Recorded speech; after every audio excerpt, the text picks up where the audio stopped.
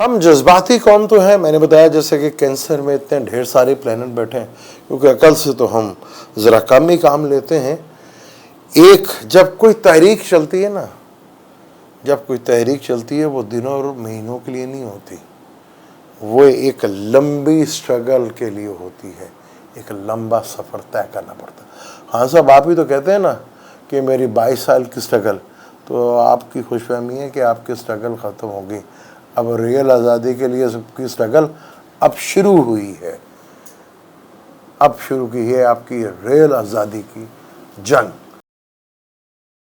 अस्सलाम वालेकुम, मैं हूं आपका एस्ट्रोलॉजर सलीम समी। खुशामदीद सियासत और नजूम में। आज फिर हम बात करेंगे किसी नए टॉपिक पे, उसी जो पाकिस्तान में सिनेरियो चल रहा है, और उस सिनेरियो पे बात करेंगे। अक्सर लोग कहते हैं कि जी मैंने कहा था कि इमरान खान नहीं जाएंगे। मैंने ये कहा था कि ऑपोजिशन जो अदम एतमाद लेकर आई है, इसमें खान साहब नहीं जाएंगे। इन्वॉल्व फिर कौन कौन हुआ मुझे बताने की ज़रूरत नहीं है। क्या इमरान खान साहब डेट ऑपोजिशन जो उस वक्त की थी और आज की हुकूमत है उससे मांग रहे हैं इलेक्शन की डेट? उन्हीं इदारों से मांग रहे हैं ना जिन्होंने निकाला था।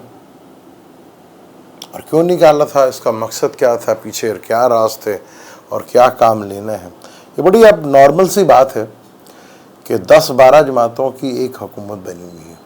ये नॉर्मल बात नहीं है, ये अब नॉर्मल है। जैसे ऐसे ही है जैसे एक 30 साल की लड़की का 70 साल के बाबा से शादी कर दीजिए, या 60 साल की औरत की 20 साल की लड़की से शादी कर दीजिए। जैसे ये अब नॉर्मल है, इसी तरह ये हुकूमत की जो इत्तेहादी जमात है ये बड़ा अब नॉर्मल है।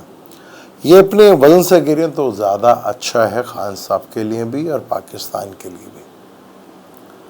अब बात यह है कि जितने भी ये पॉलिटिशियंस वक्त हैं 85 से रिलेटेड, ये सारे वही लोग हैं सारे। और किसके अम्ब्रेले के नीचे ये सारे पले और बड़े, ये सब कोई पता है। बात यह है कि पाकिस्तान डिफ़ॉल्ट कर जाएगा। अगर पाकिस्तानी चार्ट को देखते हैं हम तो एरियस लगन है और सेकंड का मालिक होता है आपके पास कितना पैसा है, और 11वें घर का मालिक इनकम का होता है। दोनों एक ही घर में बैठे हुए हैं, दोनों दुश्मन के घर में ही बैठे हुए हैं। कैंसर में और कम्बस्ट भी हैं, और राहु पाकिस्तान के सेकंड हाउस में है। यानी कि हम हमेशा फॉरेन इनकम के इंतज़ार में बैठे रहते हैं, क्योंकि राहु का ताल्लुक फॉरेन से भी होता है। पिछले साल बल्कि इसी साल 13 अप्रैल से पहले राहु टॉरस में था, तो पैसा बरसात बन के आ रहा था। लेकिन अब वीनस राहु के साथ आया है। राहु खुद एक कॉन्फ्लिक्ट है, डॉलर अपनी ऊंची उड़ान भी उड़ा है, और जुपिटर 12वें घर में। महंगाई का कोई तोड़ नहीं, किसी के पास भी नहीं, और ना ही होना है कोई तोड़। ये तो अब आपको बर्दाश्त करना पड़ेगा। अब ये कहना कि पाकिस्तान डिफ़ॉल्ट कर जाएगा, ये हुकूमत के जी अगर खाने को ज़हर खाने को पैसे नहीं हैं तो फिर चिलर में जलसे जुलूस नहीं होता। अगर मुल्क में इतने बुरे हालात हैं तो फिर चिलर में जलसे जुलूस कैसे होते हैं?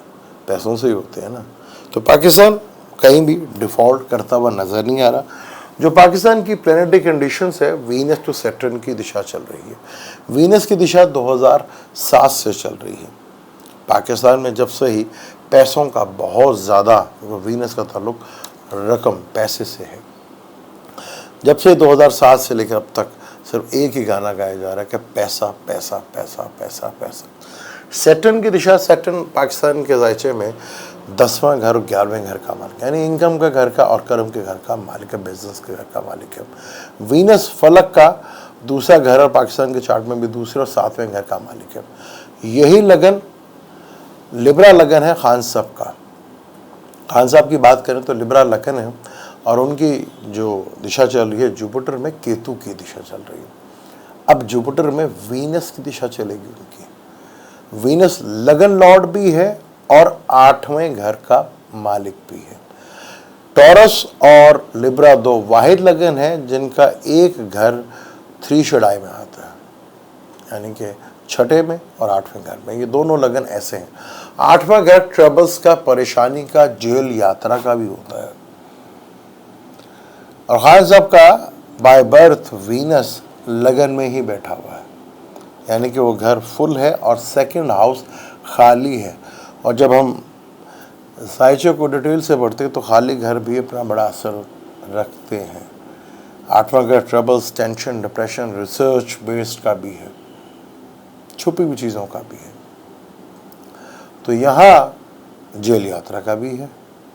तो यहाँ खान साहब पाकिस्तान में अगर किसी प्लान या किसी भी पॉलिटिशियंस के लिए जेल में जाना एक बहुत बड़ी बात होती है। और अगर ये हुकूमत गलती कर लेती तो मेरा ख्याल खान साहब को फिर एक नई ज़िंदगी मिलती हुई नज़र आ रही है और ये बड़ी लेवल की चीज़ होगी और ये खान साहब के लिए बहुत अच्छी चीज़ होगी। अगर उनको पकड़ लिया जाता है तो यहाँ ये चीज़ खान साहब को जो थोड़ा सा सेटबैक मिला 25 के लॉन्ग मार्च में, वो रिकवर हो जाएगा। जैसे मैंने पहले भी कहा था कि खान साहब को बहुत सी चीज़ों का गायबी मदद, जो एक अल्लाह की मदद है, वो बड़ी मिलती है और उस मौके पे जाके मिलती है जाके आप सोच भी नहीं सकते। अब यहाँ मरकरी की दिशा शुरू हो रही है 18 सितंबर 2022 को। मरकरी की दिशा, मेजर दिशा जो 83 में शुरू हुई थी और सन 2000 में ख़त्म हुई थी। ये वो दिशा है जहाँ पे पाकिस्तान में 6 हुकूमतें ख़त्म हुई थी, लेकिन अब ना वो लोग रहे, ना वो माहौल रहा, ना वो चीज़ें रहीं। अब यंगस्टर आए हैं, नई सोच आई है। क्या इस मरकरी की दिशा में जो पाकिस्तान के तीसरे घर का और छठे घर का मालिक है, छठा घर कर्ज़ों का घर होता है। अभी हम IMF से कह रहे कर्जा नहीं मिल रहा, कर्जा नहीं मिल रहा, जुपिटर बैठा हुआ है, ये कर्जे को बढ़ा देगा, हमारे मिल जाएगा कर्जा। क्योंकि मरकरी पहले रेट्रोगेट था, कम्बस भी था, प्रॉब्लम आ रही थी, लेकिन अब तुलु हो चुका है और 3 को आगे भी निकल जाएगा, मिल जाएगा कर्जा। टॉरस में बैठा खाना माल में कर्जा तो मिल जाएगा। ये कहानी कि जी बड़ा मुश्किल हो जाएगा, लेकिन बोझ आवाम के ऊपर बड़ा ठीक ठाक पड़ेगा। पाकिस्तानी चार्ट में 4th हाउस आवाम का घर होता है, वहीं पे ये सारे प्लैनेट्स बैठे हुए। तभी पाकिस्तानी कौम बड़ी जज्बाती है, हर चीज़ के लिए बड़ी जल्दबाजी करती है, बस फटाफट हो जाए। तो यहाँ पर चीज़ें बड़ी प्रॉब्लम में हैं। खान साहब के लिए दिशा चेंज होगी तो हालात भी चेंज होंगे, लेकिन जून का महीना एक बहुत थ्रिल वाला महीना। सैटर्न कैप्रिकॉर्न में एक्वेरियस में रेट्रोग्रेड होगा, तो जब कोई प्लैनेट रेट्रोगेशन में होता है तो पिछले घर का असर देता है, यानी कि कैप्रिकॉर्न का असर मिलेगा जो कर्म का घर है। तो यहाँ बहुत सी चीज़ें आपको दोबारा रिपीट होती हुई नज़र आएंगी और बहुत शदीद लेवल की, जैसे पिछली हुकूमत को बहुत शदीद परेशानी थी, क्या ये हुकूमत इन परेशानियों को झेल सकती है? फिर 13 जुलाई को इसी सेक्टर ने वापस कैप्रिकॉर्न में आ जाना, तो पिछला घर 9th का घर है जहाँ से ये वबा फूटी थी और ये चीज़ें जो हैं उभर के सामने आई थी। टेंशन, डिप्रेशन बड़े लेवल्स के ऊपर, यानी कि फिर एक दुनिया में टेंशन और डिप्रेशन बड़े लेवल्स के ऊपर देखने को मिलेगी। जन्म का सैटर्न, चलत का सैटर्न आपस में ऑपरेशंस करेंगे जब ये कैप्रिकॉर्न में आ जाएगा, यानी आवाम के लिए आगे टेंशन और डिप्रेशंस। और मार्स का राहु के साथ मिलना एक बड़ा ही इंटरेस्टिंग है। सैटर्न का रेट्रोग्रेड होकर वापस इधर आ जाना, फिर मार्स का एरियस पे बैठकर अपने घर में बैठकर राहु के साथ कंजक्शंस करना बहुत से लोगों के लिए एक बहुत बड़ी थरथरी लेकर आएगा। बहुत बड़े लेवल का 45 डेज में आप भूल जाएंगे मार्च अप्रैल को, मई को, आप याद करेंगे जून जुलाई अगस्त को, जो आगे सिनेरियो बनने जा रहा है। दुनिया में बड़े लेवल का प्रेशर जो है वो बिल्ड करता हुआ नज़र आएगा। यहाँ पाकिस्तान के ऊपर प्रेशर और बढ़ता हुआ नज़र आएगा। यहाँ खान साहब को इलेक्शन का खेल बंद कर देना चाहिए कि इलेक्शन की डेट में कुछ भी नहीं मिलना डेट से। अभी तक तो साबित यही किया कि आपने कितने बड़े बड़े जलसे किए, क्या डेट मिली आपको? आपका जो नारा था आप उसी पे फोकस करें तो ही आपके लिए बेहतरी है। खान साहब आज़ादी की बात करें, आपने आज़ादी कौन सी आज़ादी की बात की थी और किससे की थी? किस किस्म की आज़ादी मांगना चाह रहे थे? 1947 में आज़ाद तो हो गए थे, लेकिन फिज़िकली, और कई जगह तो अभी तक हम फिज़िकली भी आज़ाद नहीं हुए। सिंध की हुकूमत की बात कर रहे हैं तो थर में आज भी बच्चे भूखे मरते हैं। फिर हम कहते हैं अल्लाह रिस्क देता है, थर में बच्चे भूखे मर जाते हैं, तो क्या वहाँ अल्लाह नहीं था? अल्लाह रिस्क सबको देता है, लेकिन ज़मीन पे जब बांटने की ज़िम्मेदारी है वो इंसान के हाथ में आती है। जहाँ उसका दखल नहीं होता वो फिर एक लंबी ढील देता है। सिनेरियो बड़ा ज़बरदस्त है, जो आज बड़े खुश हो रहे हैं अपनी प्लानिंग करके कि हम बहुत हद तक कामयाब हो रहे हैं और हम सारी जो तब्दीलियाँ कर रहे हैं ये सब धरी की धरी रह जाएंगी। बड़ी तेज़ी के साथ ये चेंज है।